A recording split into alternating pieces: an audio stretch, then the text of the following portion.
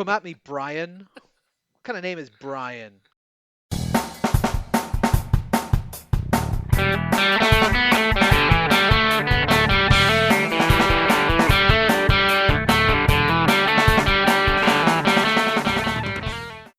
So, welcome to All Four Quarters, your one-stop shop for news, views, and overreactions to all things NFL. This week, it's FraudWatch. Who's a fraud? Possibly your team.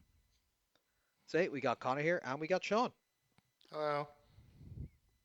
So, how you getting on down in Cork? How's tricks? How did your test go? I Apparently it is possible to pass your first time, despite my wife was like, nobody passed your first time. Don't expect it to happen, but I definitely did. It was a close one thing, as I said before we came on air. You nine faults of a non-catastrophic nature is a fail, and I got seven. And you can't have four in one category, and I got three in the driving too close to parked cars thing, which Category. is category, which is, I mean, it's this is the problem with Cork. The Cork test is that half the roads Yeah, teeny are tiny. just too narrow, and there are cars parked on both sides, and you really have to make a lot of judgment calls about whether you can get through or not. And I mean, yeah. So I can now say that I passed the most difficult driving test in the country statistically on the first go, which is Very should good. something I should have done 20 years ago, but it's at least it's done now. Like unless I do something Mm. horrendously stupid, they can't take the license away from me. And what did it cost? Like, Uh, was it 80, 100 quid you had to give him as a bribe? Best um, not put that on air. Best not put yes, that on air. undisclosed, undisclosed. An undisclosed donation has been made. Very good. So you've been touring about having the crack, or Well, my wife takes the car to work, so I actually haven't gotten that much access to it. I did a bit of driving last night, but yeah, I have to wait till my actual physical license arrives before I'm legally allowed to mm, drive. Apparently, driving on your own is the first real kind of moment.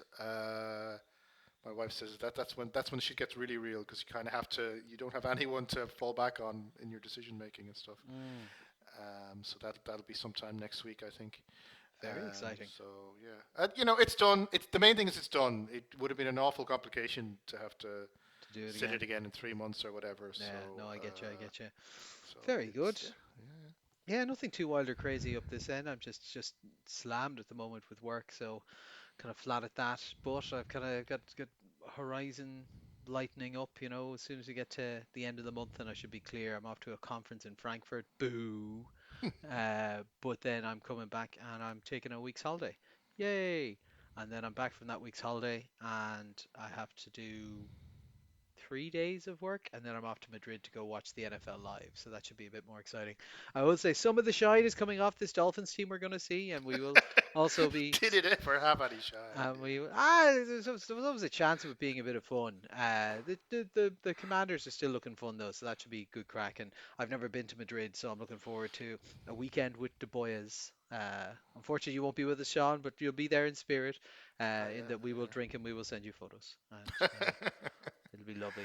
Very good, very good. Right, let's have a look at some of the news. The big news this week, I suppose, we've got our first firing. May the odds forever be in your favor. Here, let the cannons roar. Tennessee have fired head coach Brian Callahan. Finally, I've only been calling for it all season. 4-19 record overall, 1-5 this season. The senior official assistant Mike McCoy is now going to be in as the interim head coach. There was some wang jangling there where they took Callahan off play calling duty and they put someone else on that. And a lot of people were wondering what was going on there because they didn't go for the logical selection for play calling duty. But obviously, it's because they kind of knew already he was possibly on the way out and they didn't want to have to, just bump up an OC who's from his group into it and so on. So Mike McCoy will be there. That's fine. I called this exactly like literally to when they fired him. When I was talking about this a couple of weeks ago, I said they need to fire him, but the problem is they're going on a uh, 3 games on the road stretch, and there's no way in the middle of being on the road they're going to fire him. They're going to wait until he comes back, and that's exactly what happened. He got back from the 3 game away stretch, and he's for the chopping board. Look, it's been a bad tenure. It's been poorly run.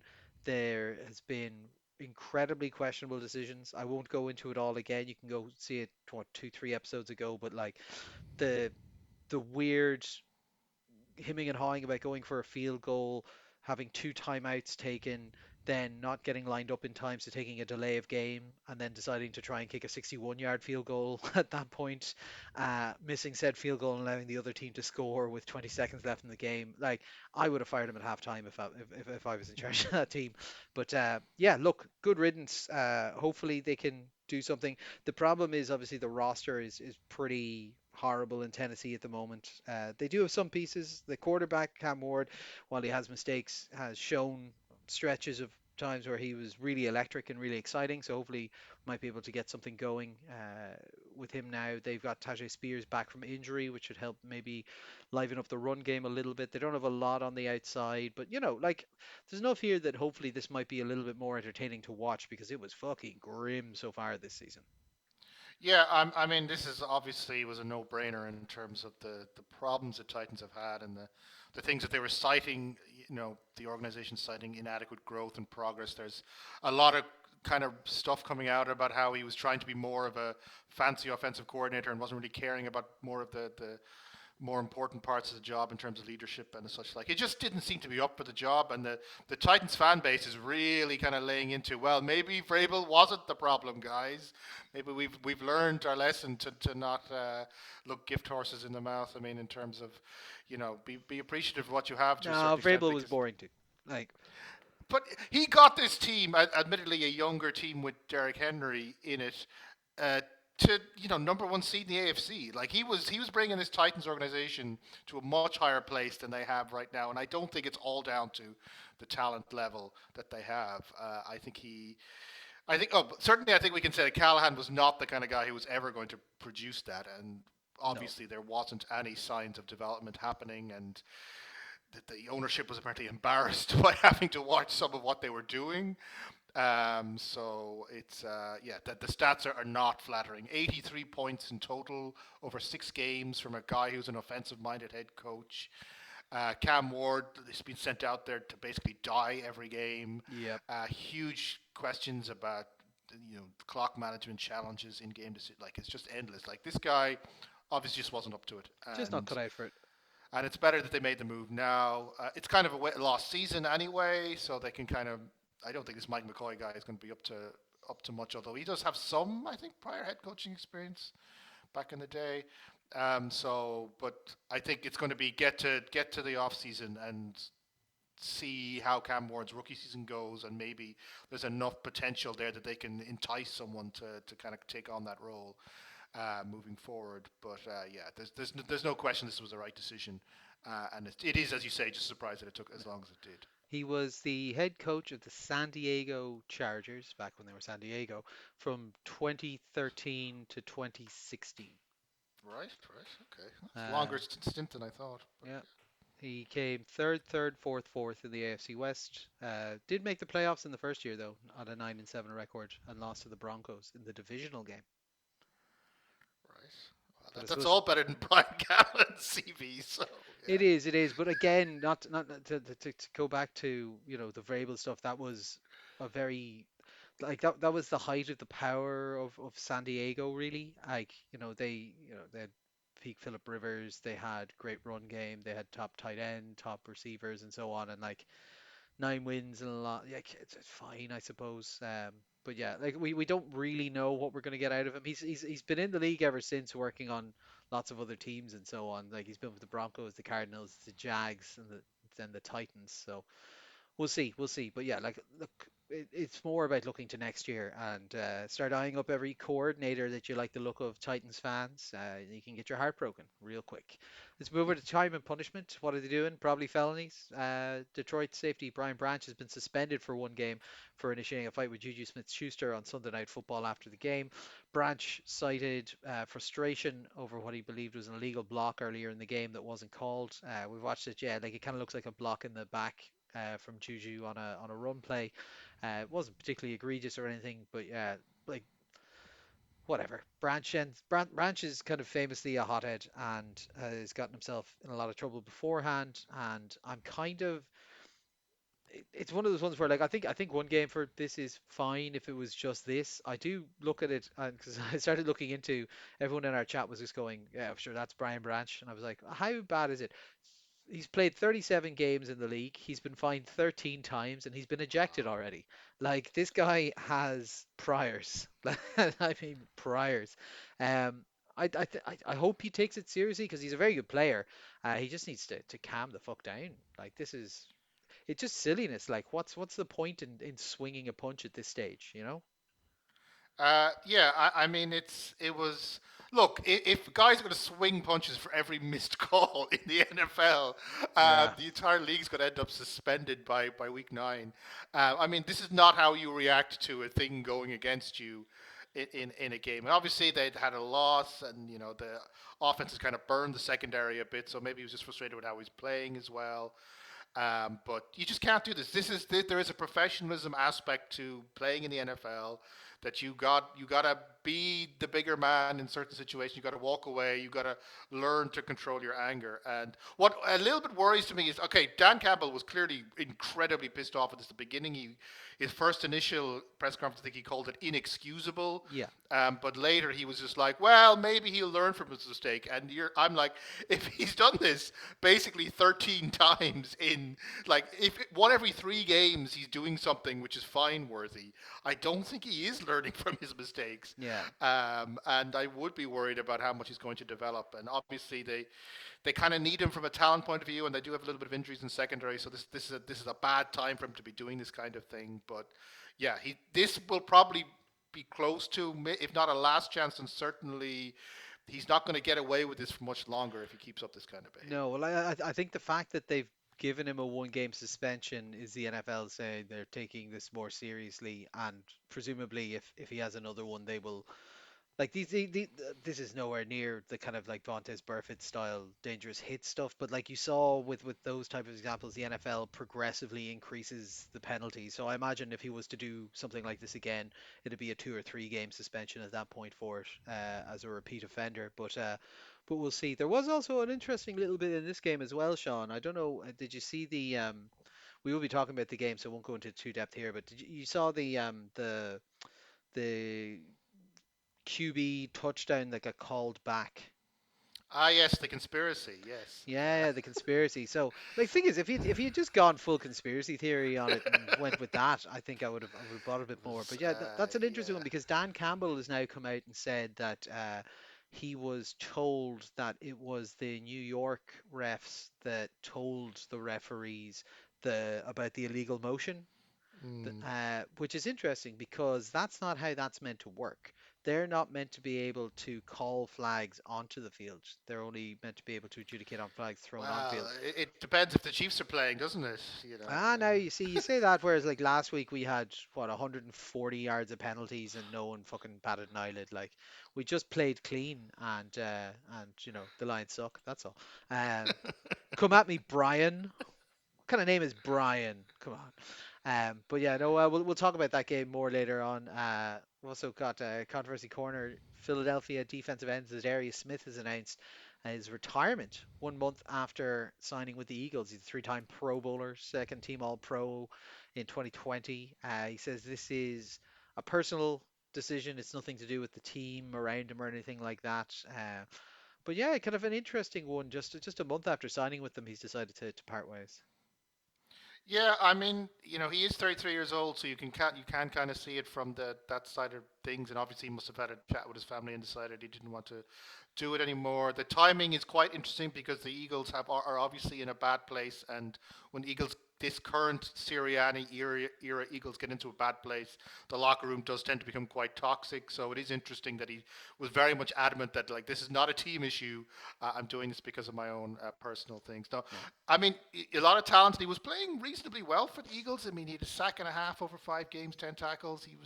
Yeah, He'd like only. I mean, he contributing wasn't anyway. quite at the level he used to be. But he's a veteran now. He was contributing, is the word. But yeah, it's. I mean, it's the timing more than anything else. That's kind of like this is a bit strange. and no noticeable injury that might have caused it. He just kind of decided Yeah. to do that. So it's interesting. I mean, obviously they're going to have to make some moves. I think the Eagles. I mean, they're talking about they've got some rookies that they can step up or whatever, but they might, given where they are, they probably do need to get some more veteran help back in there. So And they're not the it's only unfortunate for ones. them. They're not the only ones in the market for that. There's a lot of talk about the 49ers looking to try and pick up someone at a defensive end, kind of rushing kind of position as well. So we'll see. We're kind of coming closer and closer to that deadline, so we might have to do maybe next week or the week after. We'll do a little bit of stuff on who might be shifted at the deadline. But we did have some players move around, Sean. We had trades this week.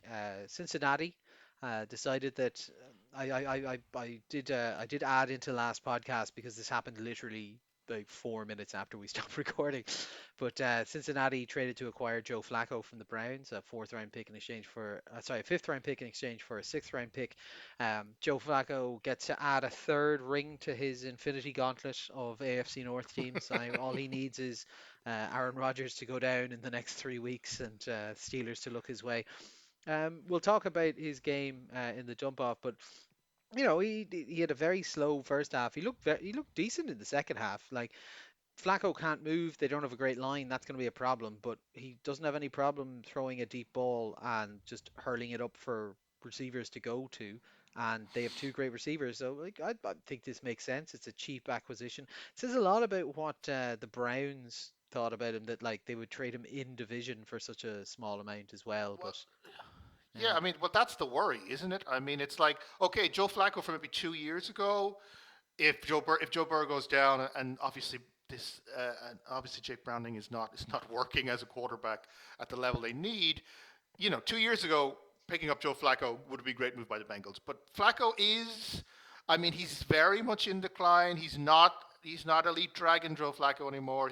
It's very interesting. In fact, statistically, they went from the Bengals went from one of, if not the worst starting quarterback in the NFL to the guy who's literally just above him on that list. So not yeah, like they've really upgraded to any great extent. And I'm not entirely sure. I mean, okay, you got a safe pair of hands, a little bit more reassurance to the offense that things are going to work. mm, But I think we have to see it on the field.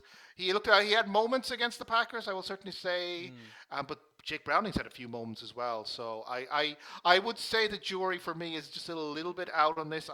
It's smells a little bit of desperation that they felt the season was mm-hmm. falling away and they just grabbed for the first name they could get their hands on. I don't know if he's a good scheme fit. I don't know if he's quite got the legs for it anymore, or the arm for it, as it were. But and the fact that, as you say, a divisional rival were willing to let him go, despite the fact he was starting for them like 3 weeks ago, that suggests they probably don't see any great danger in it. So I don't. I think the Bengals probably had to do it or had to Yeah. make a move, and if this is the best move they could make, then that's fair enough. But Well, I I suppose like wouldn't. if we look at who else would have been available, like Kirk Cousins is going to be too expensive, so they don't want him.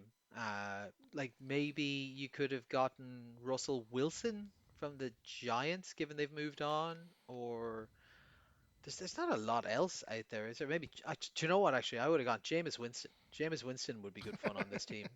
Um, He'd be good fun. He wouldn't. They wouldn't get too many wins, though. I I would don't say. know. Like like he likes to throw the ball around. Like I said, like the thing is, Cincinnati have a team set up that should be decent enough for a quarterback who's happy with throwing the ball up in 50-50 situations because they got two, well, one hardcore WR1 and one that's like kind of a 1A, like either the best WR2 or like a 1A 1B kind of style guy in T Higgins. So like you've got the pieces there. But yeah, look, it's a cheap cost to get a small upgrade, and I think this is also adding a little bit of pressure to their coaching staff to say, look, here's a slightly better piece.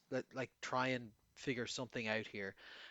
We had a weird one as well. Jacksonville and Cleveland just traded cornerbacks with each other. Jacksonville get Greg Newsome and a sixth round pick, and Cleveland get Tyson Campbell and a seventh round pick. So like both these guys are performing okay. It's probably more of a scheme fit thing than anything else. I Yeah, think Greg yeah. Newsome suits what Jacksonville are trying to do, certainly more than he was suiting Cleveland. Um, Yeah, like one late round pick swap, and you just trade players straight up. It's just an oddity you don't see very often these days. But Yeah, yeah. It is it is part of it is the oddity of it, that the kind of the changing around. I mean, so the kind of this looking into it a little bit, there does seem to be the two justifications for it. The first one is, as you say, the scheme fit, which is that the Jags want someone with Newsom's, ball skills, kind of defensive vision. That's what they're looking for, a guy who can kind of read the field. Whereas the Browns were looking for Campbell because he brings physicality, and that's kind of more what Jim Schwartz kind of wants mhm, in terms of their defensive identity. The other issue is that there is a bit of managing of salary caps and such like. So Newsom is in his rookie deal on the 5th year option. He is set to become a free agent, whereas Campbell has two signed an years. extension, so What's it? therefore he's got a larger contract burden. So Cleveland obviously loves spending money, so they've taken on another, more expensive option when the cheaper one they had in house, and Mhm. the Jags saved some money there. So I guess the Browns think Campbell's future, he's the guy that they want to hold on to, whereas the Jags get a little bit of flexibility in the offseason coming as to whether or not they want to re-sign this guy. So it's one of those weird ones. It was just like, this one is a strange one as to why they're doing it. But you get into it and you kind of, I can kind of see the argument why you're doing it, but it is definitely not a kind of thing you see very often. Yeah, and just a shout out to New York Giants kicker Joe Dowdle. He's been elevated from the practice squad to the full squad. He's been their kicker for 3 games now, 2 out of 2 on field goals, 7 out of 8 on extra points. Nice to see, but Ireland doing well. We had a cut as well. Defensive back Chauncey Gardner Johnson is leaving the Ravens. He joined them a week ago on October the 7th. So he was cut by the Texans, picked up by the Ravens, sat in the practice squad for a week. They've traded for Aloy Gillum from the LA Chargers. So he's now saying, well, I don't really see a route to getting onto the team because they seem to be putting this Gilman guy ahead of me. So he's requested a release. They've given him a release. Realistically, it sounds far more like the Ravens brought him in because he was on the Texans and they were going to be playing the Texans and now they don't want him anymore. But he got out in front of it and said, well, I've requested this. I want to leave. But yeah, look, he looks a bit washed at this point. But if someone needs extra bodies in the backfield, he's sitting out there now and available. We have some injuries to go through as well. San Francisco defensive lineman Fred Warner is gone for the season, ankle fracture and a dislocation. More injuries pile on for San Fran. That's a big hurt to them. They're already kind of looking in the trade market at defensive line and edge rush kind of positions. So this is only going to further their resolve to find someone there. Yeah, so it's a huge loss for them, and you could see immediately in the game that we will be talking about in the dump off, I think, for that one. Basically, as soon as he was off the field, the difference in how much Baker was able to scramble around and how much time he was able to buy with his legs was just night and day different. Fred Warner, huge part of what they want to do, and that's going to be another knock on them trying to get over the hump this year. Yeah, I mean, obviously that they've got a huge injury crisis, as is typical in San Francisco these days. But Warner is probably their best defensive player, and probably one of the best defensive players in the league when he's at his peak. And as you say, having him in versus not having him completely changed the type of schemes that they can run and the types of things that the opposing quarterback can get away with. So for the Niners, who have some aspirations of challenging this year, although they're probably not quite where they need to be in certain areas, this is just a real blow to their effort to the kind of winning a championship or going deep in the playoff efforts. I mean, to lose a player of this caliber is not something that can be very easily replaced, and he'll be much missed. And the worry, of course, is that it seems like such a bad injury. You wonder what he's going to be like when he comes back next year as Yeah, well. because he's not the youngest either, is he? So No, yeah, he's been tough. around for a few years now. I can't Yeah, remember tough exactly what times. age he is, A but couple of other injuries around the league. So LA Rams wide receiver Puka Nakua has sprained his left ankle. We don't have a kind of exact window for return, but he's uncertain for the London game against Jacksonville. Tampa Bay rookie wide receiver Emeka Buka has injured his hamstring, so he's likely to miss some time. And Tennessee Titans have placed rookie Femi Oladejo onto injured reserve. He had played a pretty good game up to the point that he got injured there in the second quarter. I think 2 tackles for a loss and stuff. But their only pluses, Devondre Sweat is due back this week, so that'll kind of give them a bit of support in that area. Now, those lovely notes, Sean. Let's go and have a look at the games from last week.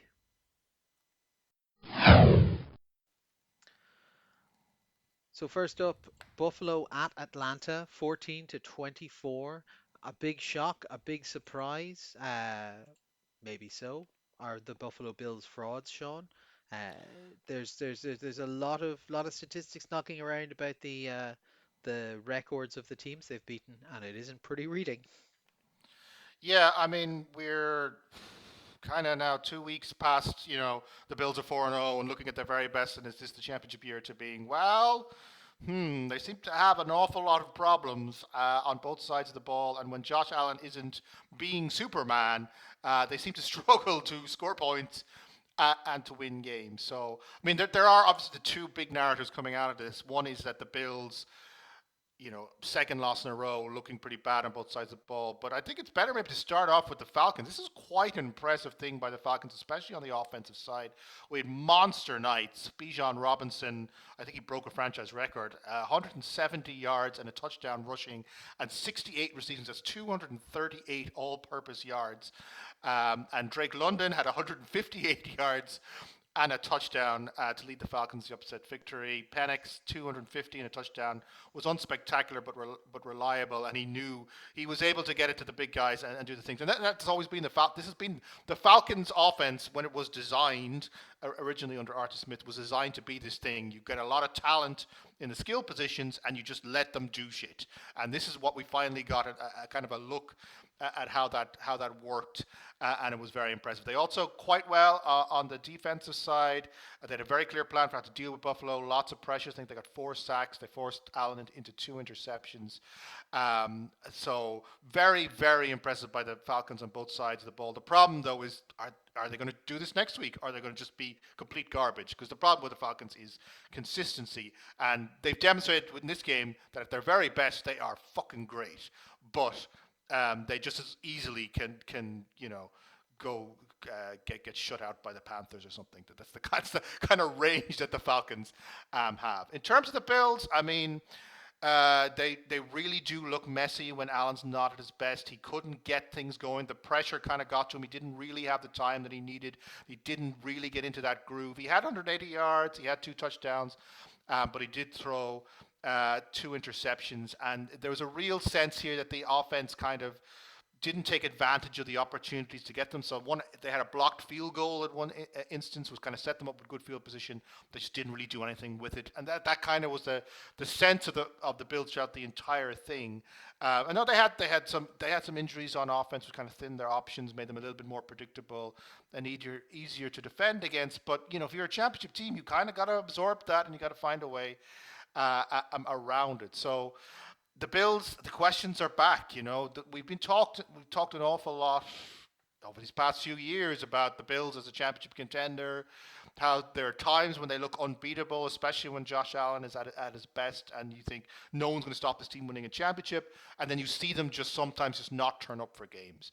And sometimes they've not turned up for games in playoff games. Obviously, the game against the Bengals, Jesus, 3 or 4 years ago now, is one of the kind of the big examples of that. But they also have these kinds of uh, regular season games where the other team has a plan to deal with them, and they just don't know how to counterpunch. And you would be worried from Sean McDermott's point of view is he. That's kind of if you want to be a championship winning coach, you need to be able to counter the counter. Like what makes Andy Reid so great, or what made Bill Belichick so great back in the day, was teams would react to them and they would react back. And we just don't see that from the Bills on the coaching side whatsoever. There's almost a complete reliance on Allen to make things happen, and when that doesn't happen, it doesn't work. They just really underused the run game. That Hmm. when they did run the ball, they were getting good yardage, but they just moved away from it too often in order to try and make this pass game work when it just wasn't. So, at the end of the day, very impressive by the Falcons, but we need to see them do this week in, week out.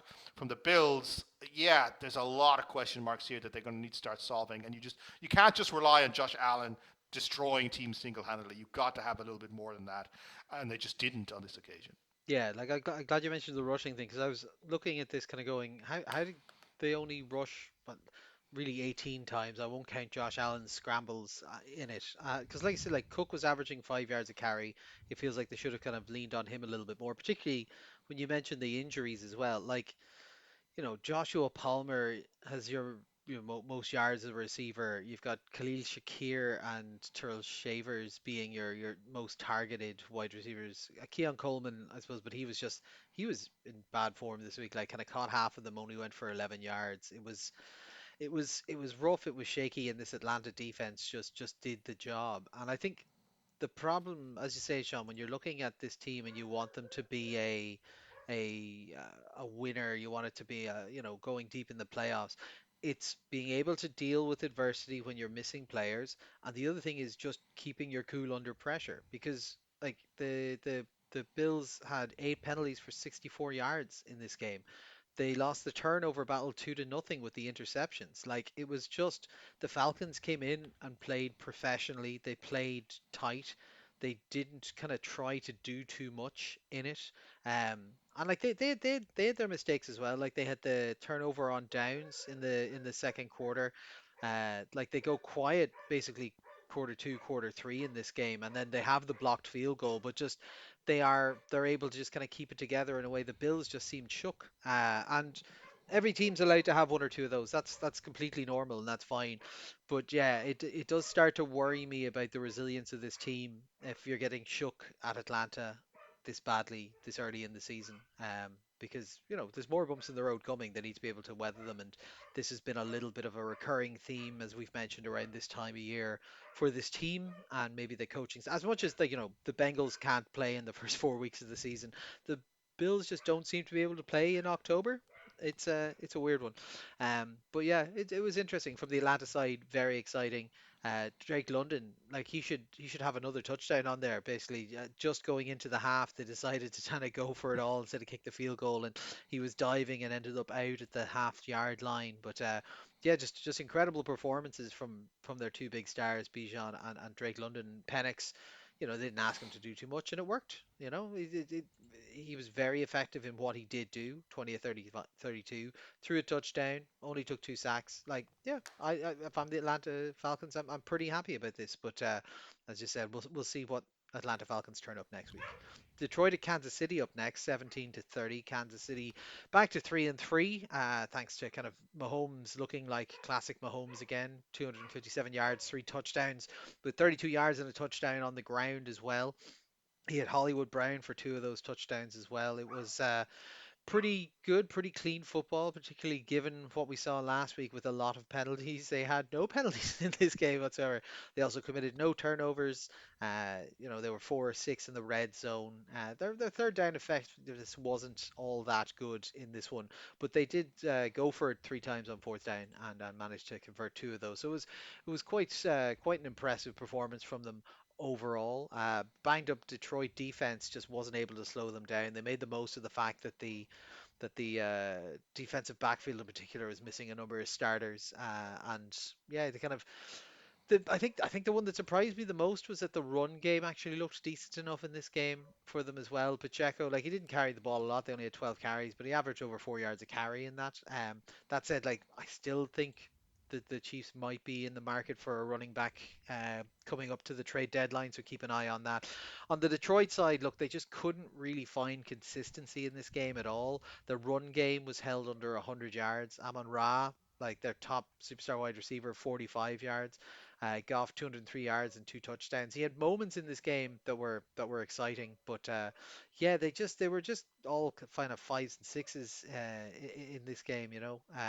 Amara fumbled at one point, but I believe he did recover his own fumble, so it was fine. And I mentioned there was the play, so they very nearly got a touchdown in when was it? Was it the third quarter or something like that. They ran a trick play where the quarterback motioned out to the side, the snap went to the running back passed to the quarterback who then kind of went in off a screen. The problem being that Goff didn't get set. So if you are moving out from under center, you have to set for a minimum of I think it's 1 second or something like that. Basically, you need to set so the defense knows where you are at because you're in motion. There's different rules for this, and it's just kind of a bit of a fiddly one that people might not get. There was some controversy because initially they didn't call it on the field and they called it. Um, Dan Campbell has come out in the media and said that. the refs in New York called it, although the NFL and the refs from the game have come out and said that wasn't the case. So I don't know what's happening there, but it's good to see KC win. It's good to make sure the NFL is in the corner of such a big market team that they're really trying to push so hard and not kicking the shit out of for the last while and giving our wide receiver one a 6 game suspension. But yeah, like it was good. Kansas City properly looked back to old school Kansas City. The defense actually looked pretty good, although streaky. There was moments where they just kind of lost composure, and I'm still continuing with my concern around the defensive line not quite getting the amount of penetration and push that you would like to see in it. From the Detroit side, there's injuries here. This is a tough loss for them, but I'm sure they're going to get back to their winning ways soon. And if my predictions are right from the start of the season, we may be seeing this matchup again. Huh? Again? Maybe? In the Super Bowl. But they're in different conferences, Yeah, Connor. how How could could that they happen? possibly? Yeah. But yeah, no, so it's a good game, and Kansas City obviously are getting Rasheed Rice back after this as well, and 3-3. Look, 3-3 is a good result.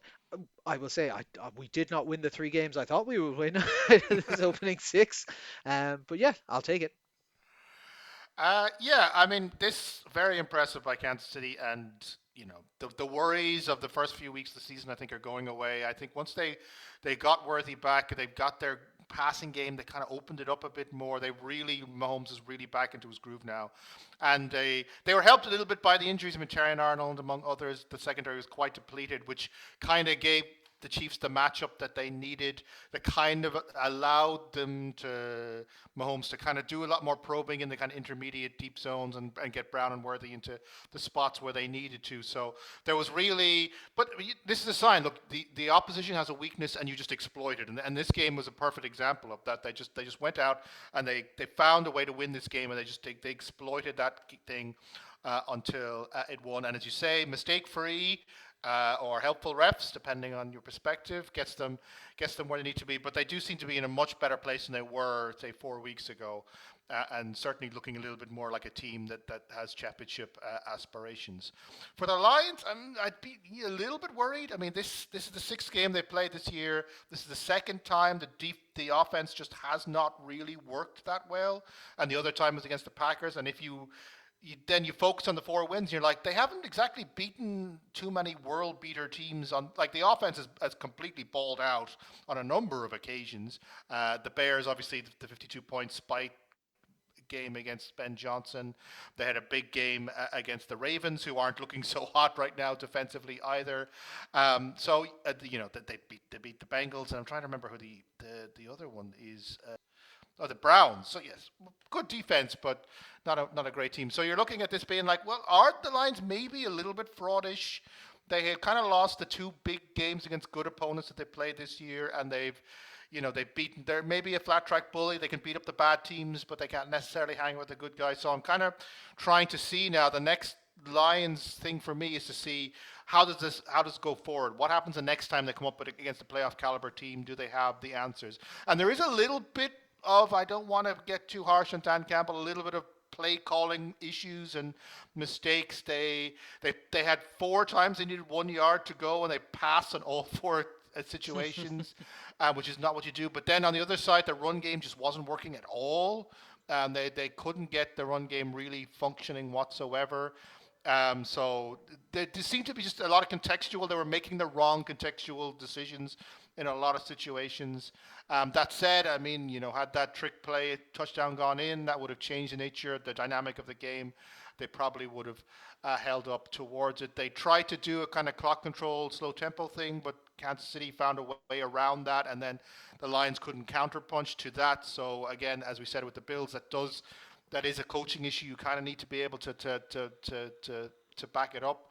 So on one hand, Detroit, especially defensive secondary injuries, is a little bit of a mitigating factor. Hmm. On the other hand, this offense looks fantastic when it's in the zone, but when it's not, it seems to be able to be figured out, or maybe there may be a tiny bit, if not necessarily one-dimensional. It's that you kind of, if you stop the big things, they don't really have secondary options that they can work on, and they don't tend to put up an awful lot of points. So I'm a little bit more worried about the Lions here than maybe you are. You're like, This time last year they had a couple of bad losses, but I was like, oh, it's early season stuff. They'll bounce back. But this one is like, there's a bit of a trend happening here. Is that the Lions aren't quite good offensively against very good defenses. So we have to keep an eye on that one going Hmm. forward. They're still a playoff team. They're still going to score a lot of points against bad teams. They're probably still going to win 11, 12 games because this offense against bad off defenses is just going to light them up. But this kind of performance makes me worried about how well they'll do in the playoffs. Yeah.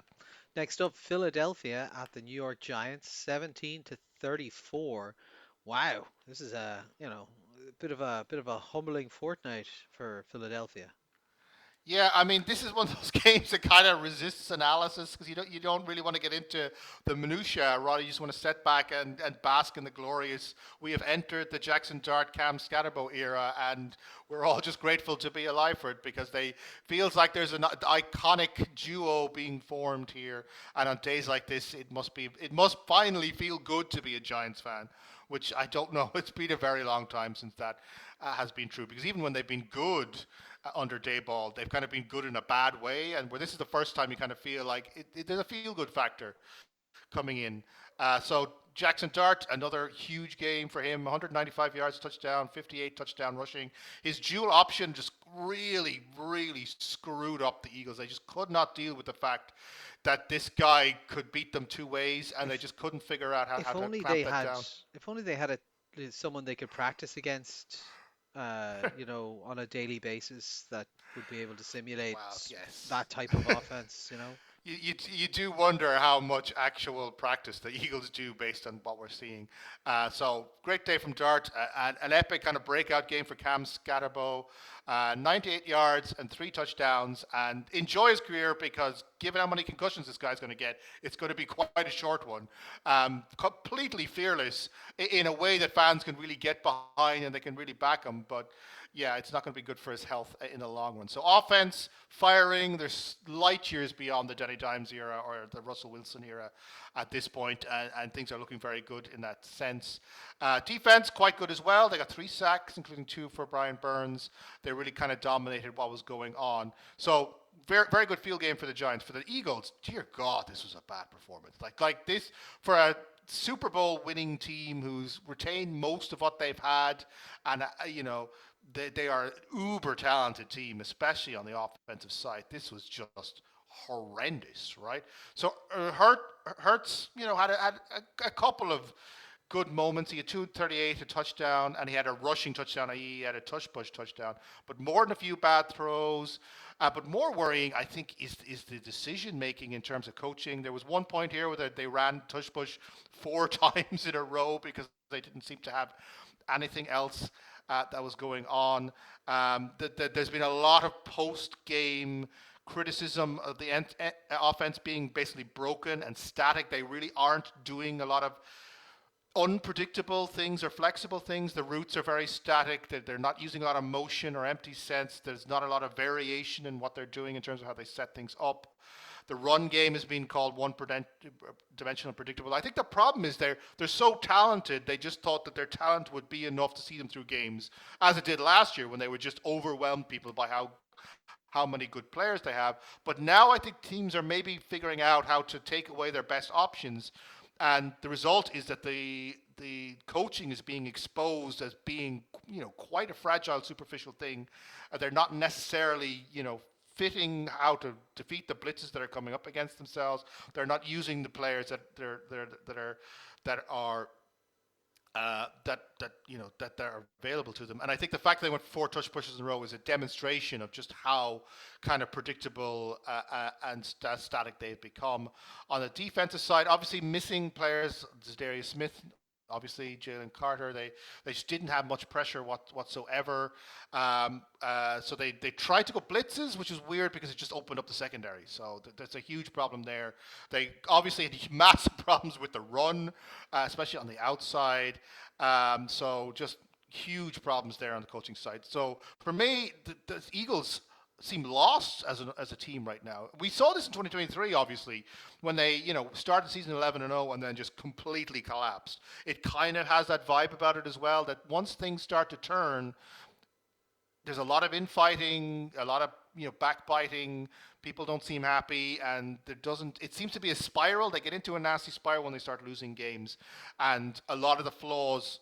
Because the flaws are on the coaching side as well, the questions need to be asked about Sirianni and his team. So the Eagles, I don't know how this season's going to turn out if they keep playing like this. The amount of talent they have, they could still very easily miss the playoffs if they get into a bad run of losses, as they seem to be getting into.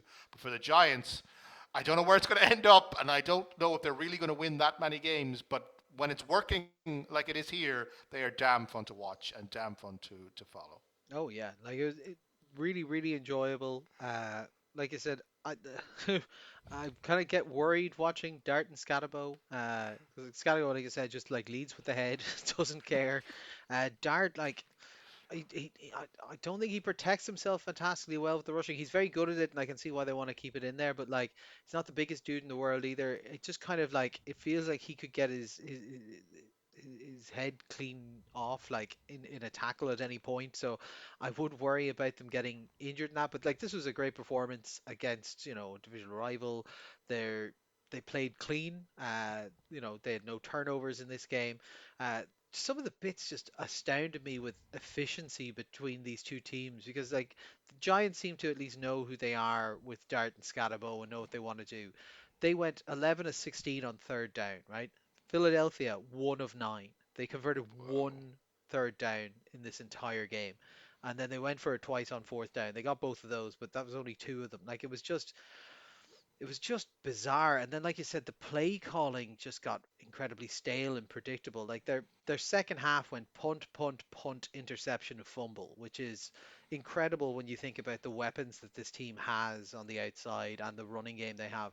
But everything was following the same kind of approach. It was normally run, run, pass, or pass, run, run. So their first drive, 6 yard run, negative run, incomplete pass, punt.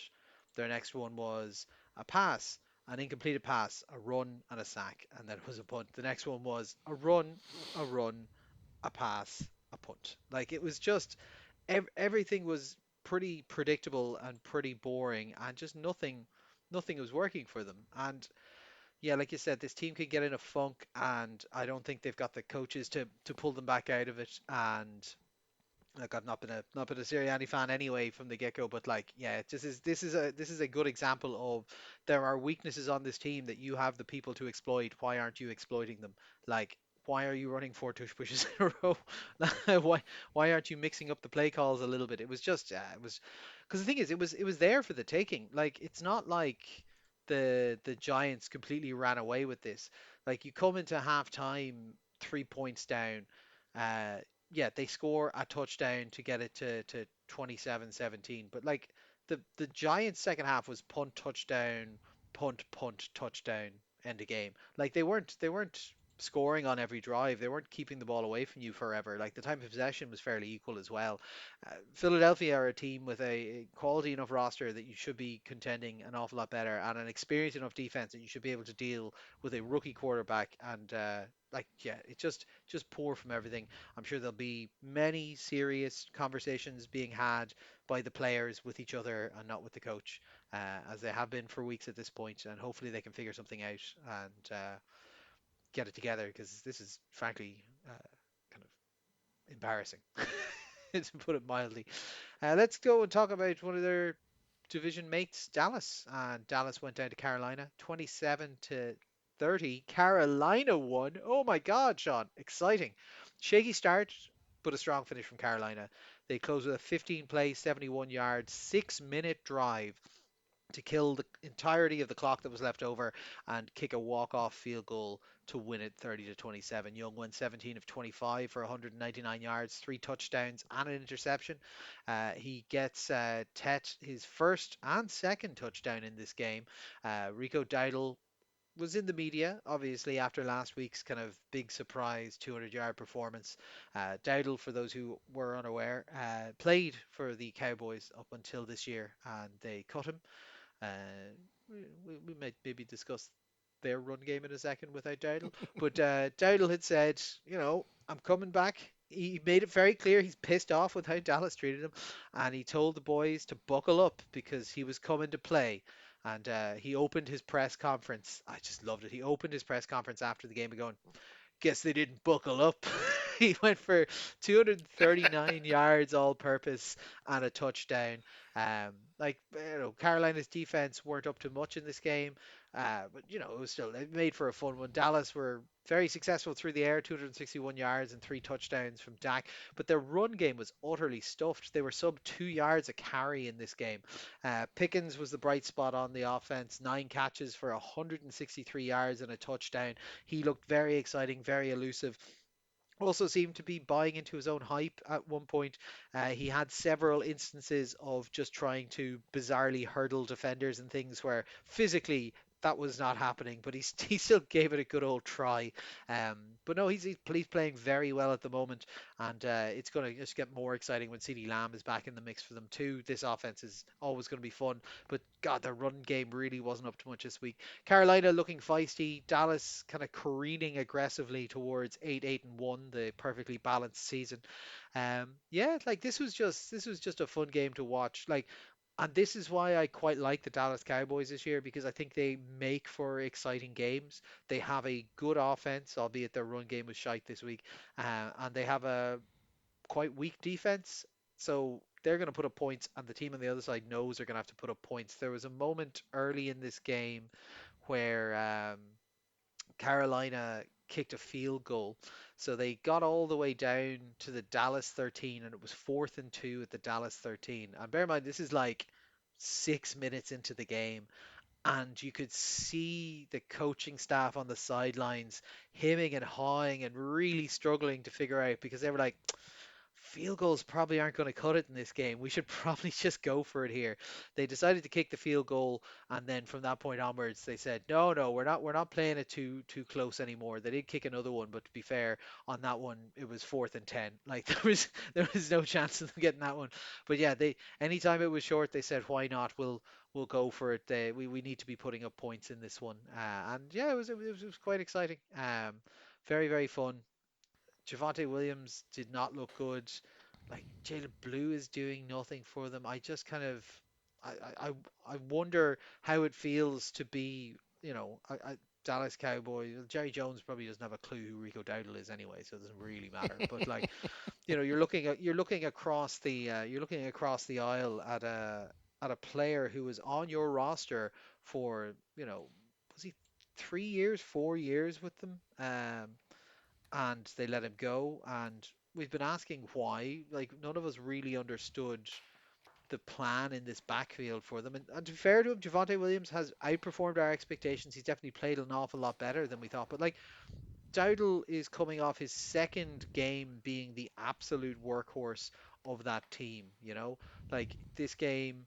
239 all purpose. Last week, I think it was 220 or 210 all purpose. Like, that's incredible production. He costs 2.7 million this year for the Panthers to have him, and they got him on a 1 year deal. Like that's nothing. Why is this man not in your building? Yeah, it's just a perfect encapsulation of Dallas and their weird kind of focus on names, not games. Like, do you remember previously to try and this guy was on their roster playing for them, and they were like, "Nah, do you know what we need, man? We need to get like 48-year-old Ezekiel Elliott back in here, and we need to give him the rock 40 times a game." Like, Dallas, get your shit together. Hopefully, this is some kind of wake-up call for them to be like, "Oh, maybe we need to take our dothery father away from the roster decisions at this point." But yeah, look, fun game. Well done, Carolina. Very exciting. Dallas, just keep doing this. I enjoy watching this. Sure. I mean, you know, Dallas are fun because they have a good offense and a terrible defense, and that always means they're going to be in a lot of high-scoring games. But it also means, I mean, they lost to the Panthers. Now the Panthers are, I mean, they've won 3 games this year. They're looking a little bit more spicy than they have in the past few years, but they're still the Carolina Panthers. They really Cowboys should be winning this one. They just don't have. any kind of defensive ability to stop them. And I mean, yeah, to be powered by the spite of Rico Dowdle, it seems you could power entire nations on that revenge. Just unbelievable performance by him, and he certainly seems to be getting into it. And it's worth pointing out the guy was like 1,000 yard rusher last year for the Cowboys. Like it's not like he had a bad or middling year, and they're like, oh no, we get rid of him. He had 1,000 yards, and he's on course for about 1,400 this year. So he's definitely a big enough star that they really should have just for given the money for away. $2 million. Like, Yeah, it is a bit mind blowing, but again, it does come down to as Jerry Jones heard of this guy, and obviously not. In terms of the Panthers, I mean, I did think Bryce Young, he's starting to get into himself. He had a pretty good kind of passing game here. He kind of knew the right decisions to make. He was making a lot of deep passes to kind of exploit the problems that were going on. So I think that Bryce Young problems that we've been identifying ever since he came into this league, I think he's starting to grow as a quarterback and come into them, and maybe there's a bit of quality there. So the Panthers certainly look interesting on the offensive side, and they certainly look like there's a little bit more about them than we thought at the start of the season. But for yeah, it's it is kind of crazy how bad the Dallas defense. They gave up over 6 yards of play going on. They just weren't. They were getting success with pressures, but then they just weren't doing it enough, and they were kind of getting away from it. It's just giving and leaking points all over the place and not doing enough in terms of what had to be done. And it doesn't really matter that Dak Prescott is having a pretty damn good year if the team is going to play like this. I mean, it's hilarious because I grew up with the Cowboys, obviously, as the big team, and they're super hyped as America's team and the most popular team in America, and all this kind of stuff. And to watch them just shit the bed consistently for 25 years at this stage, there is something very cathartic about it. But it's not. This is not your ears, guys. It's time to go back to the drawing board. But I think the thing is, if they focus right now from this point onwards, say looking into next season, they start to build a defense. This team would be very good if they had an actual defense, but they just don't have a defense, and they just give up pointless, countless yards and points all over the place, and it means they lose to teams like the Panthers. So I have no sympathy for them because they brought this upon themselves. They're the Cowboys. They could literally have any player in the league they wanted to because of their name brand recognition, but they have this garbage defense, so it's all on them. yeah, I think what it is it's harkening me back to the Chiefs teams that when I started watching and got into it, like the very early 2000s Chiefs teams were like Trent Green, Priest Holmes, like Dante Hall, Tony Gonzalez, great offensive line, but for some reason just could not for the life of them play play defense. So they would just be in these massive shootouts every week. I think they averaged something like they averaged 30 points a game in 2002, and they still had an 8-8 record. Like it was it was utter madness. But yeah, it's a fun game. And like all games are fun, just some are less fun slash less important. And those ones we drop into the jump off. So I'll take you through those now. Arizona at Indianapolis, 27-31. I gotta ask the question: is Arizona better with Jake Brisket than they are with the Yes. tiny QB? Maybe. 27 out of 44, 320 yards, two touchdowns, interception.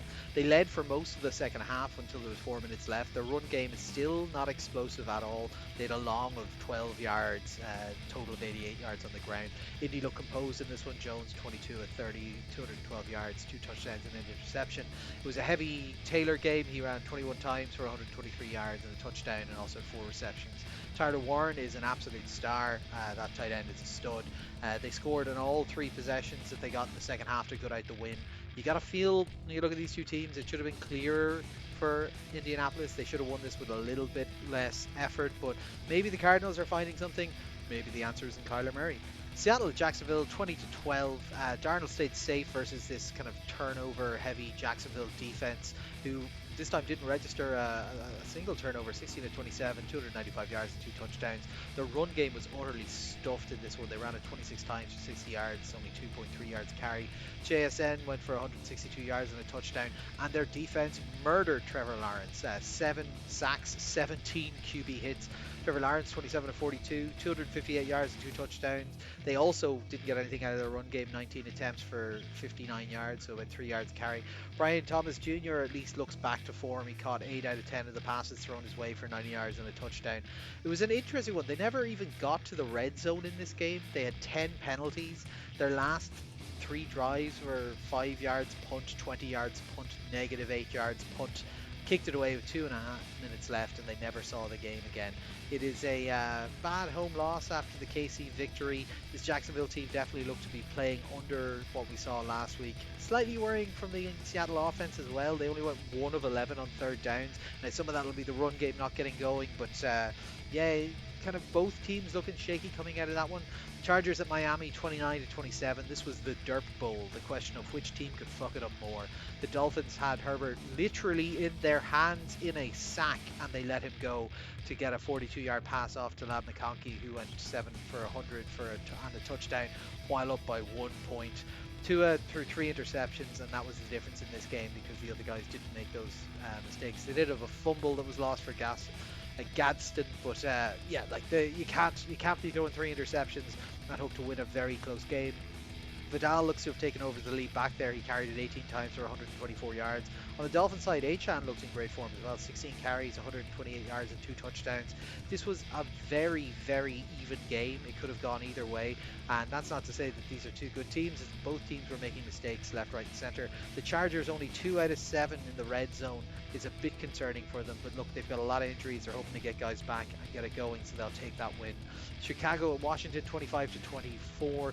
Washington were a very slow starter in this game. They went interception, fumble, touchdown, missed field goal, so it got to 13 to 7 at the half. They got back up to 24 to 16, but punt and fumble for the last 2 drives let the Bears win it with a walk-off field goal.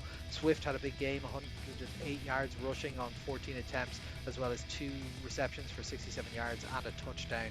But yeah, look, they won the turnover battle 3 by 3. So like, again, if you're going to be that imbalanced in the number of turnovers given versus taken, yeah, you're going to struggle to win. Washington desperately need to get McLaren back. Like, Chris Moore and Zach Ertz should not be your top receivers. Run game was held entirely in check as well. Washington did overall look the better team in this one, but struggled in the rain, which is pretty much entirely the reason that the fumble happened at the end. The Bears are definitely spicier than we thought, but they're not the complete package. Washington will be looking to bounce back next week against Dallas. San Francisco at Tampa Bay, 19 to 30. What? Not a last second win? They got to 27 to 19 in the middle of the third quarter and just coasted from there. The defense did its job, the last 3 drives being punt, interception and turnover on downs. Jones, 27 to 39 for 347 yards and 2 touchdowns, was just hitting up Bourne a lot, 142 yards for him. And that was only when he wasn't getting sacked. He got sacked 6 times in this game, and their run game was essentially stuffed entirely. They were only getting 3 yards per carry. CMC did get his first rushing touchdown of the season. Huzzah. Presumably that's why their linebacker is now out for the season. He just had to absorb that life energy to get that touchdown. Baker had to make do with backup wide receivers following Ibuka's injury and lean heavily on the run game. 26 carries, 104 yards and 2 touchdowns on the ground. They were effective, if not inspiring. Tampa Bay march on, but you would kind of hope to see a slightly more imperious form from them further down the line. Denver at the Jets. Oh my god, Jesus. Like, the NFL just hates London. This is about as grim as I've seen it.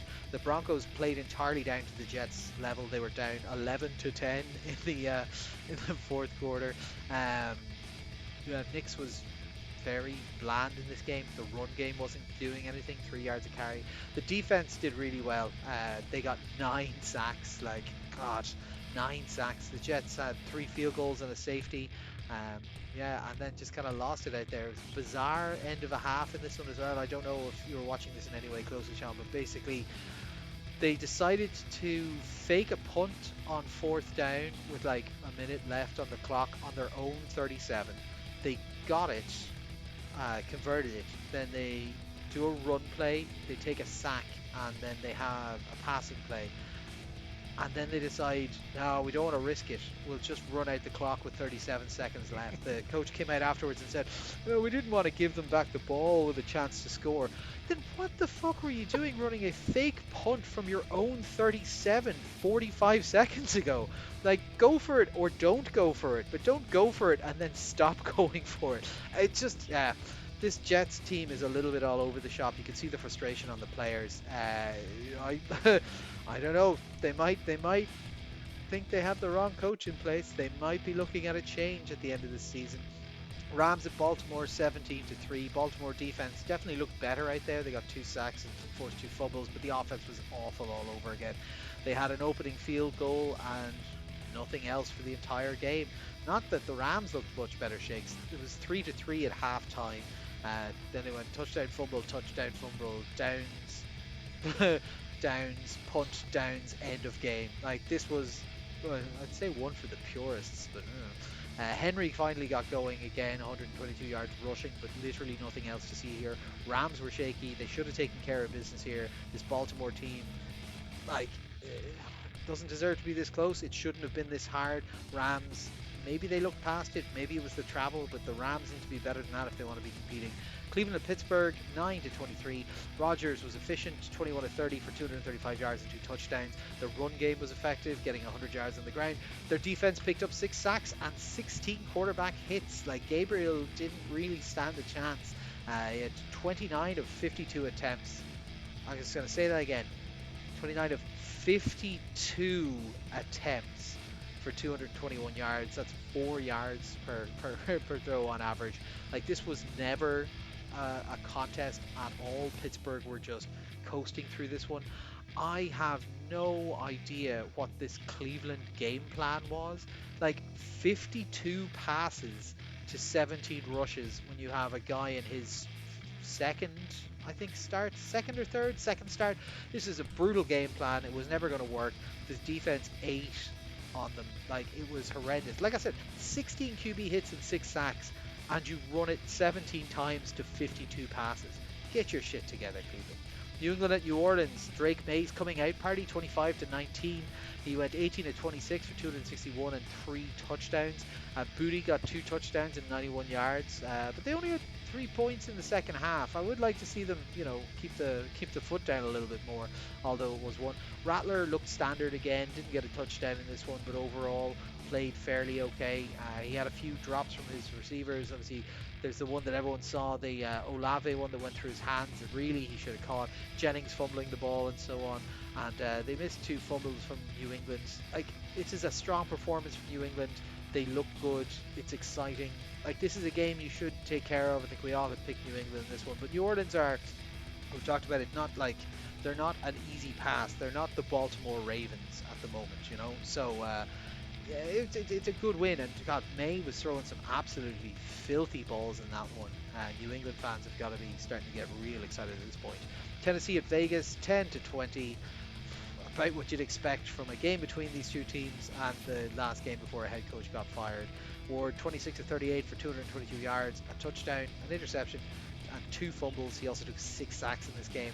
Spears definitely looks more explosive in the run game, but again, there's just no plan to what they were doing offensively. I would imagine that the coach probably knew that he was coming to the end anyway. The Raiders were pretty poor as well, like running sub 3 yards per carry. Given that they kind of want to feature Ashton Genty so much, they really need to figure out blocking for him or a game plan that works. Gino looked slightly better than last week, but still very mid. It was an incredibly equal game for one that, one scored literally double the points of the other one. Like 225 yards total versus 226 yards total. The only difference in this was the turnovers that were coming off of Cam Ward. Grim watching, don't bother going back and looking at that on playback. Finally, Cincinnati at Green Bay. This was actually kind of an interesting game. Flacco's second half was exciting. His first half is probably best not remembered. They had a total of 65 yards, punted 4 times, and missed a field goal.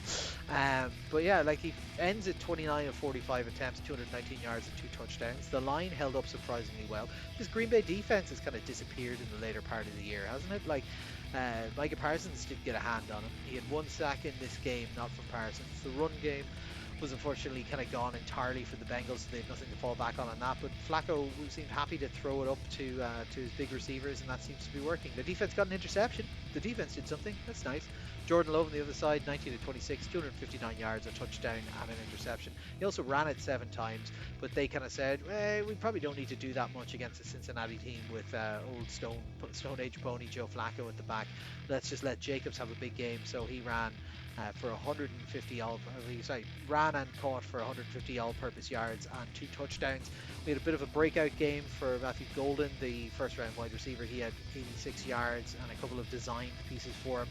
You could really see that, in the bye week, the Green Bay decided to go, we need to get the run game going, we need to get Golden going. Those are the two elements. There might be life in this Bengals team yet, though. If they played in the first half like they played in that second half, they win this game, which is worrying in a lot of ways for Green Bay. But, it gives you some hope, Cincinnati Bengals. Hope you can then lose when Joe Flacco turns back into a pumpkin in about 2 weeks' time.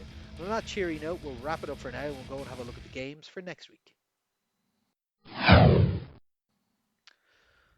Okay, Sean, let's start off on Thursday night football. You have Pittsburgh at Cincinnati. We've gone for Pittsburgh across the board.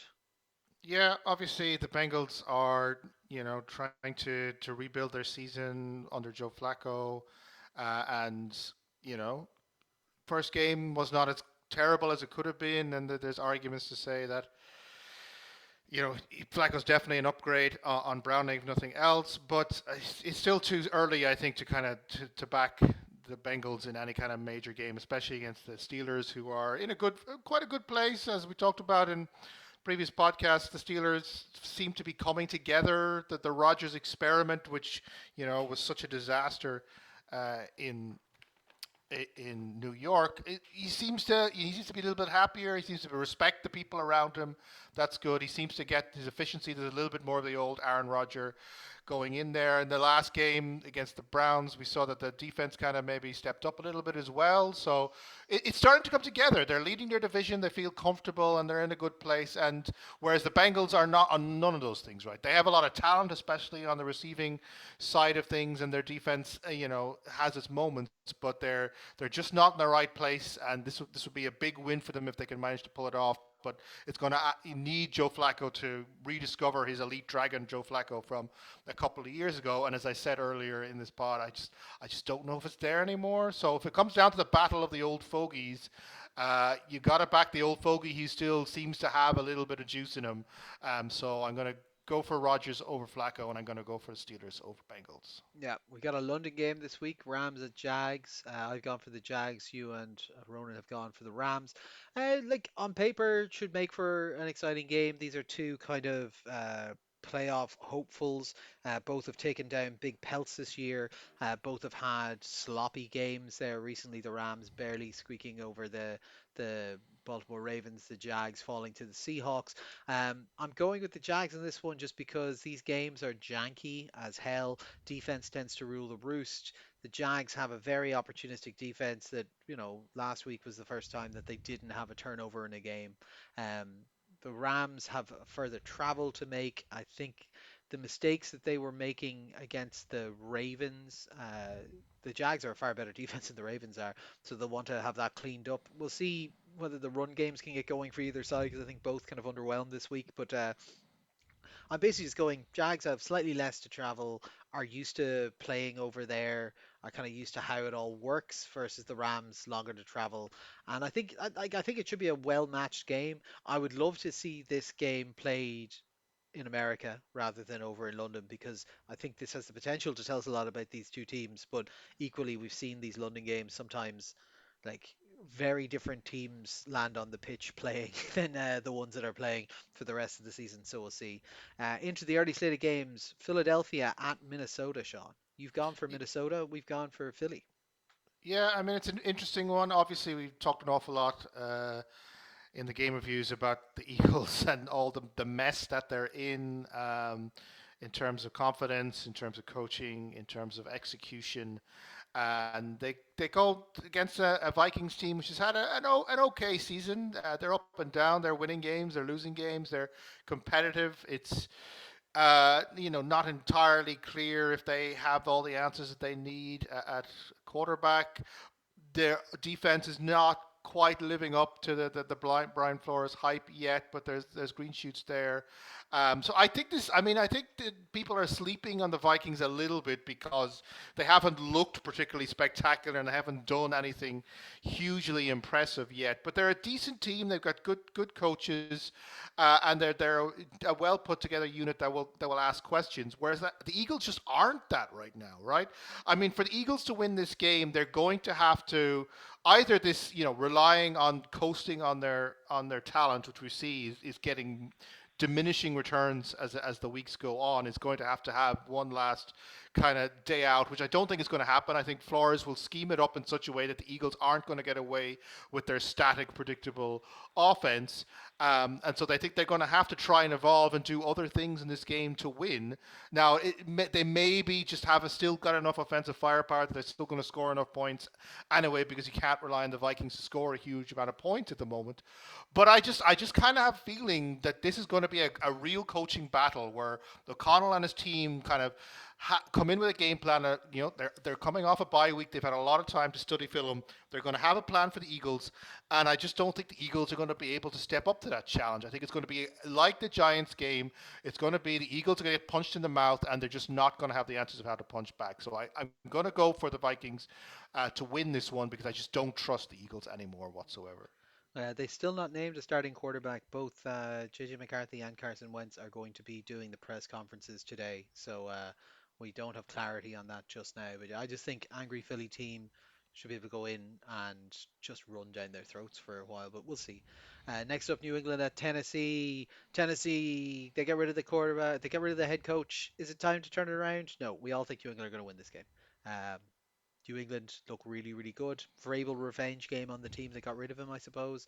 Although I think he's pretty happy being in New England rather than being in Tennessee. um, yeah, look, the Titans should get a bump from the new coach. We've seen statistically that tends to happen. You get a little bit more excitement because you'll have slightly different plays and slightly different looks, and it'll be a little bit different. So the defenses won't have the same tape on you, but just the quality on the roster is still quite poor. So I think it's going to be a problem. Now, their defense has played quite well.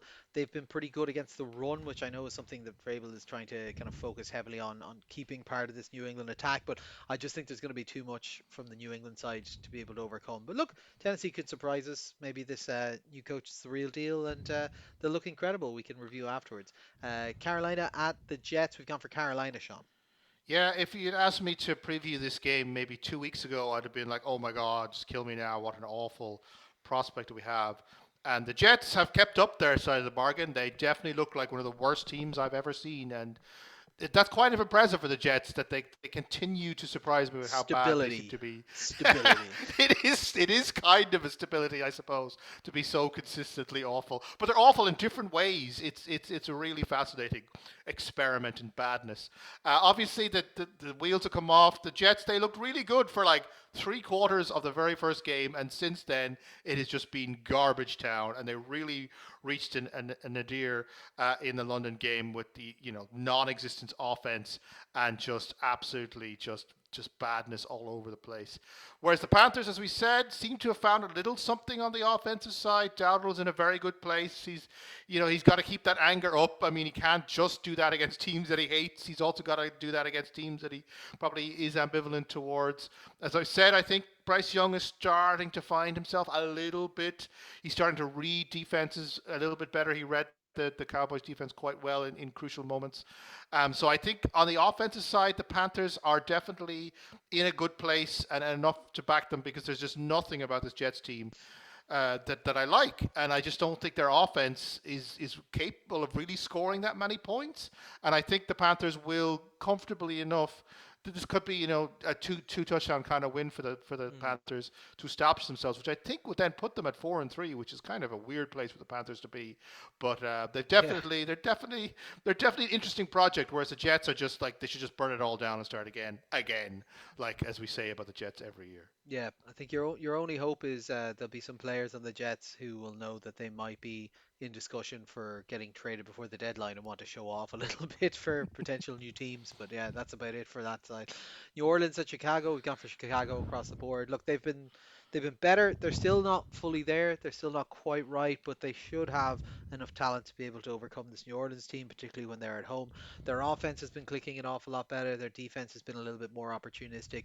It seems that week on week they're growing into the new coach's scheme. Whereas on New Orleans side, we saw that, I think cracks are starting to form a little bit more. Like, they are competitive, they are staying in games, but they're just not a complete roster. They're just missing a few bits here and there, and particularly on the defensive side, their defense is aging. It's not quite fully there, and this is going to be an innovative, kind of exciting kind of style of offense that's going to be coming at them. So I think Chicago are going to be able to pull away in this one. I don't think it's going to be a big, massive gap between them because, as I said, New Orleans do continue to play surprisingly competitive football, but they just don't have, I think, the horses to get over the line. Miami at Cleveland next, Sean. This is the first left-handed quarterback versus left-handed quarterback game in the NFL since 2006. Sims versus Vic. And that is literally the only interesting thing about this game. Yep. This Well, is going to be bad. Uh, the Browns have one of the worst offenses I've seen. Their defense isn't quite, making up for it in terms of being as good as they were in the first few weeks. They've kind of fallen off a bit, and there's really not that much to really love about them anymore. It's definitely one of the situations where if you plan to take out the run game, and they just don't have anything else. Like they're just a really limited side on the offensive, but they're limited in a boring kind of way. Whereas the Dolphins are just a shit show. Like they certainly are a little bit better now than they were. I mean, the week one Dolphins just look so god awful. They should have disbanded the franchise at that exact moment. So they've looked a little bit better, but I mean, they really should have beaten the Chargers. I mean, Tua threw away that game literally multiple times. They just couldn't get it done on defense when it mattered. Like they were in a position where they looked like they could have gotten a very big scalp, relatively speaking, for how the season is going, and they just couldn't execute at the end.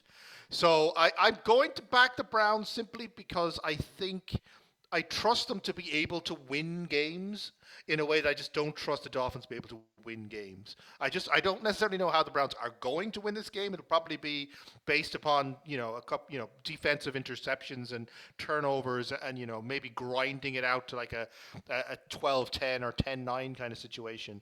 But this Dolphins team is such a mess that they will find a way to lose any game that they're in, regardless of how they people like HN and stuff can have good games. It doesn't really matter at all because they'll just find a way to lose. So I'm backing Cleveland here because they are the more boring team, and therefore I trust them just a tiny bit more than I trust the my, Dolphins. my, my proposal for Cleveland is just to completely invert the game plan from last week. Like they did 52 passes and 17 runs. Their quarterback isn't that great. Their wide receivers aren't that great. They've got two/three good running backs. Like Quishon Judkins is good. Dylan Sampson is good. Jerome Ford is workable. Just run the ball 50 times. Like I think Yeah. that's all Yeah. you need to do. Next up, Vegas at Kansas City. We've got Kansas City across the board. Vegas in a bit of a spiral at the moment. Kansas City looking very strong. They're at home again for this one. Rasheed Rice is back, which will add even another element to the offense. Um, yeah, like there's Vegas just don't have the horses to be in this game unless something catastrophic happens. So I think we'll just leave it there because next is my pick of the week. The Giants are coming to Denver, and I've decided last second to back the Giants. You guys have Denver in this one. I think this is actually a very, very interesting game. It's my pick of the week because the Giants obviously on a big upward trajectory just took a huge scalp with the Philadelphia Eagles. Their offense is clicking, their defense is doing very well, particularly the pass rush is working very well for them. Denver on the other side, they also got the scalp the week beforehand and took out the Philadelphia Eagles. They got the grimmest of wins I have seen in a long time in London, and they really looked out of sorts. Now you can say that's to do with the travel or whatever, and that could well be true. Denver elected to not take their bye week after London, so they have now flying back from London to play.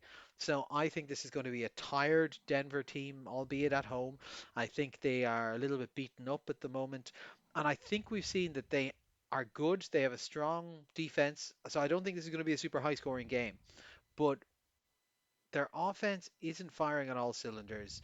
they have a few bits that they might get caught up on. And one of the things that Bo Nix struggles with is the pressure. When it comes in on top of him, he's not the tallest guy in the world. He does like, Sean Payton's smart. He's going to have things in place like have kind of go escape routes so that if the pass rush is coming too quick, he knows where to throw a deep ball and just kind of hope for the best with it and so on. But I think that this matchup is very interesting because I think the strength of the New York defense is going to match a weakness in the Denver offense.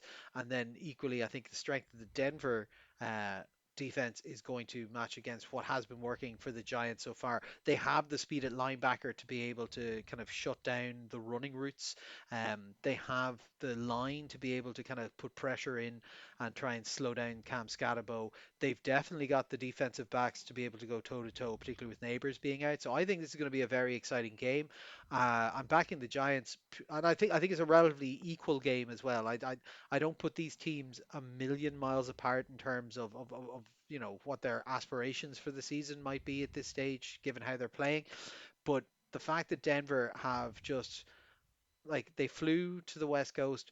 They played a physical game against the Eagles. They then flew to London and played a grim physical game against the Jets. And now they've flown all the way back from London to Denver and now have the Giants coming in full of excitement into their house. I think they're just going to be tired and I think they're going to drop one.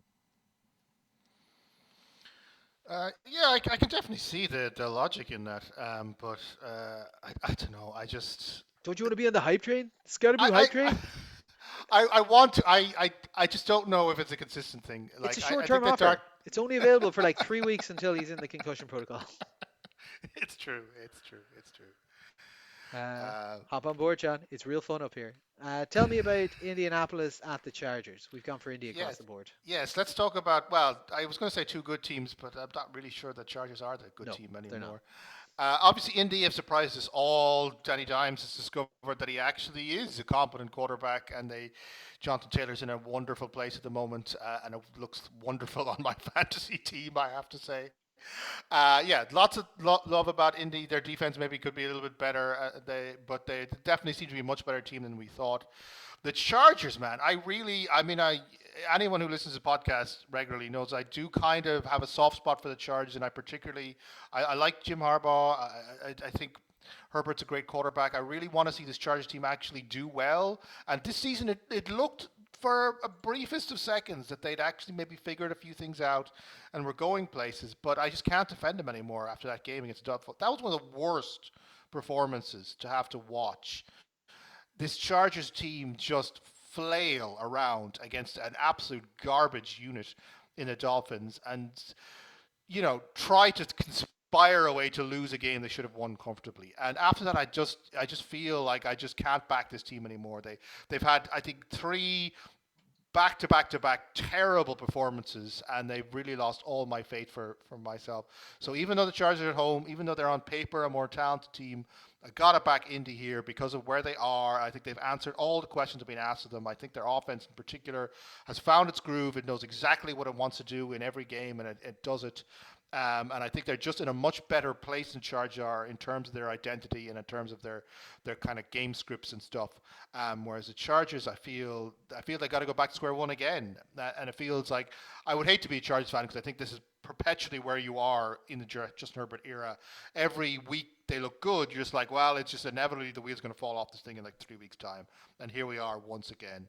And yeah, you got to back Indy because at least you can trust them to put on a good performance week on week. Yeah, Green Bay at Arizona up next. We've all gone for Green Bay across the board on this one. Yeah, look, Green Bay may be underwhelming from comparisons to the start of the season where we thought they were going to be. The defense is maybe not quite as strong as it was. The offense is definitely purring a little bit more at this point, and they look an awful lot more balanced last week. Arizona looked better with Jake Brisket under center, but I'm not sure. I'm not sure it's the most sustainable way of doing it. And they were playing from behind a bit in that game, so there were periods where they were just kind of throwing caution to the wind. Arizona just. if they had found something more stable in the run game, I think we'd have a little bit more faith in them. If we kind of knew what the vision was, I think we'd have a little bit more faith in them. But at the moment, it does seem that they're kind of going, will this work? And then if it does, they kind of lean on it until it stops working. And then they go, quick, we need to change. We'll go find something else that'll work. It's not quite there. Their defense isn't quite there. Like they put it up to a good Indianapolis team on the road last week, and yeah, like I would be putting Green Bay in the same bucket as Indy in this, and like they're a team that should definitely win this game. It does concern me that Indy didn't do a cleaner job of doing it last week, but you know, new quarterback coming in, maybe they changed up some of the looks. It wasn't quite what they had prepared for or whatever. I think a week's worth of tape on it, they're not going to find it quite as easy this time round. And additionally, I think the media stuff that's surrounding the Micah Parsons trade and how he's not really performing all that much in Arizona, in Green Bay. This is an Arizona team that is, you know, not got the strongest line in the world. If it's Jake Brisket, he's not the most mobile guy in the world. I would expect to see him trying to make up some of his stats in this one. So I'm going for Green Bay and I'm going for Micah Parsons to have a big old game where he impacts it an awful lot more than he has been up to this point. Washington at Dallas next, Sean. I've gone for Dallas, and you guys have gone for Washington. Yeah, I guess if we know anything about this game is that it's probably going to be high scoring because the Yep. Cowboys just can't get it out of the way in terms of they have a really elite offense and Jack is playing at a MVP level, but by God, that defense is appalling. And I kind of expect the same thing to happen here. Now, you've gone for Dallas to win it, which I can definitely see a scenario where Dallas wins a game.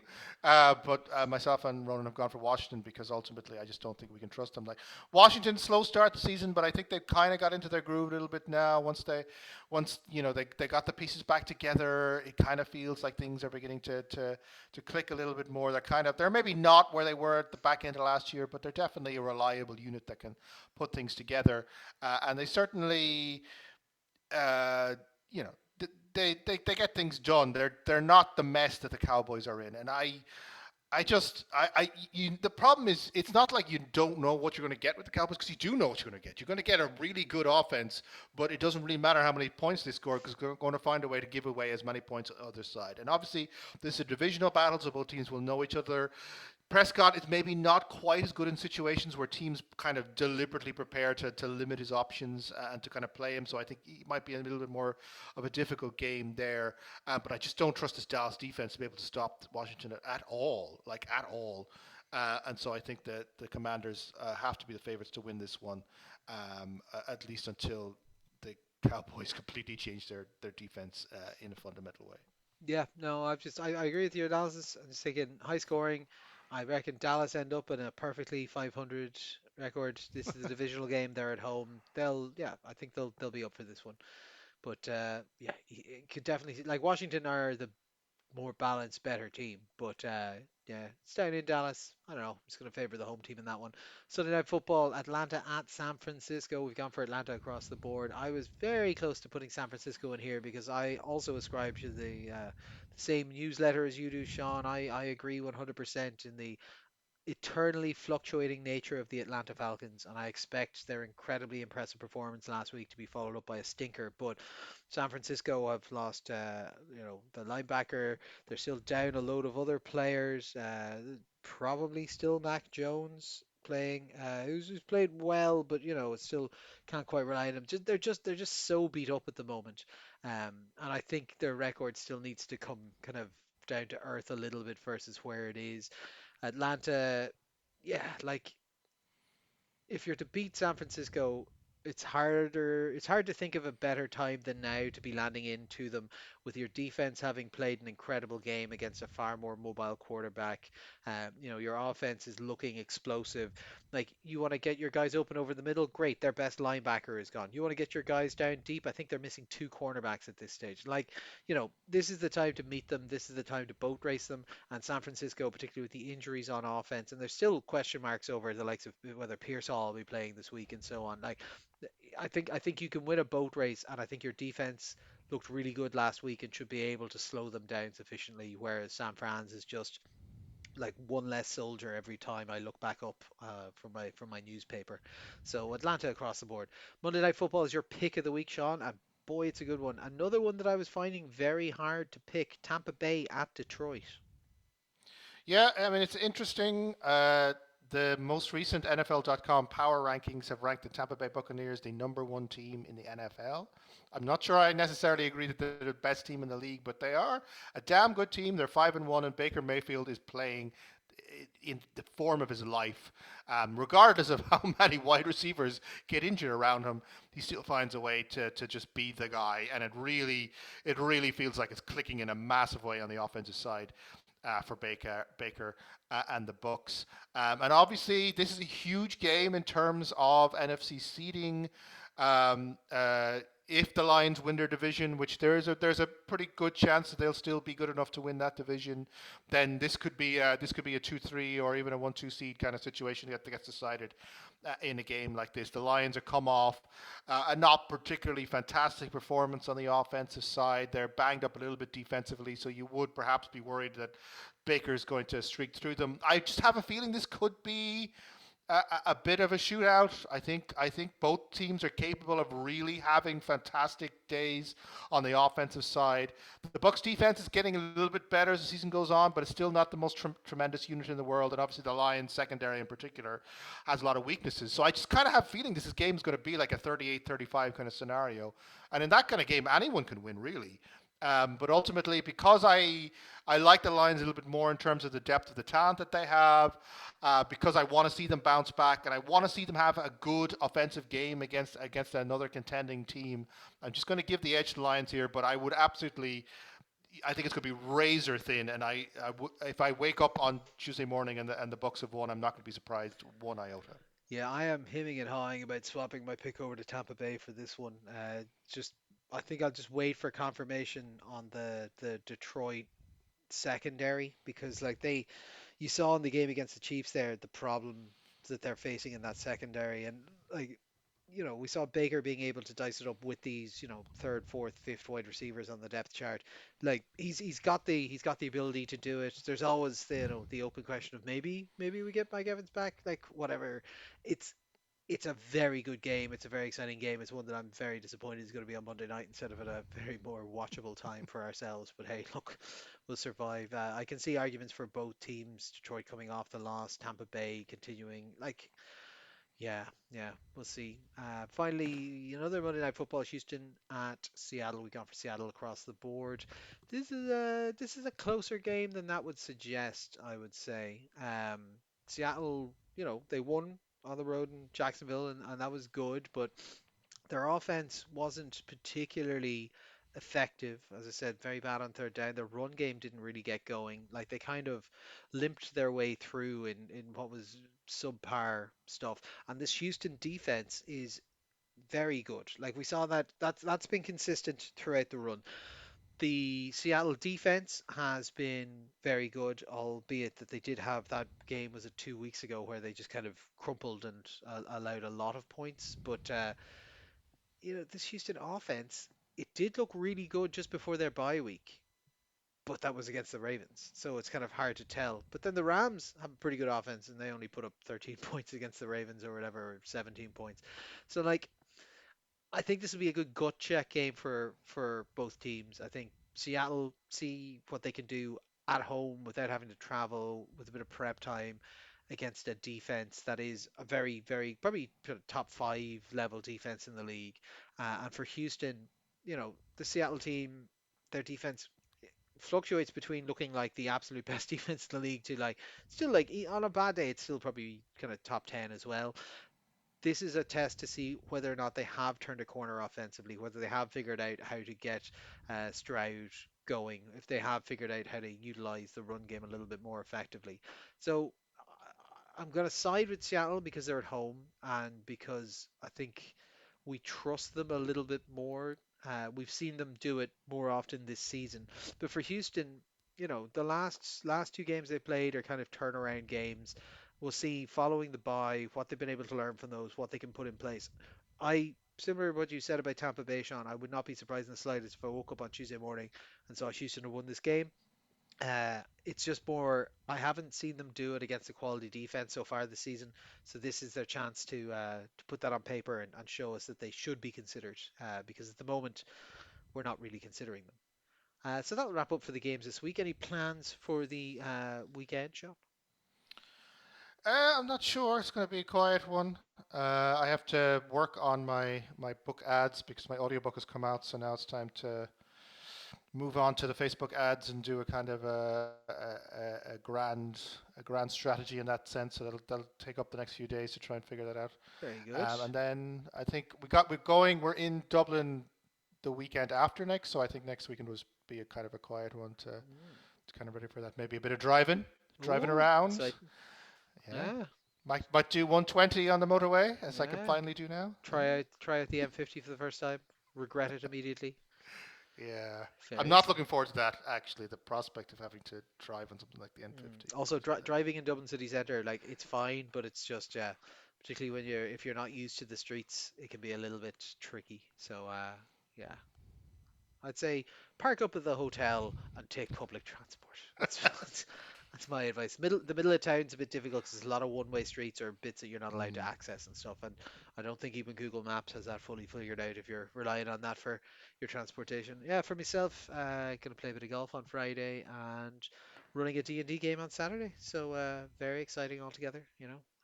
Keep myself busy, and then obviously a lot of football Sunday and just plowing through work. Other than that, so that wraps us up for this week. I suppose it's bye from myself. It's bye from Sean. bye. This has been all four quarters. Thanks for listening, and we'll chat to you next week.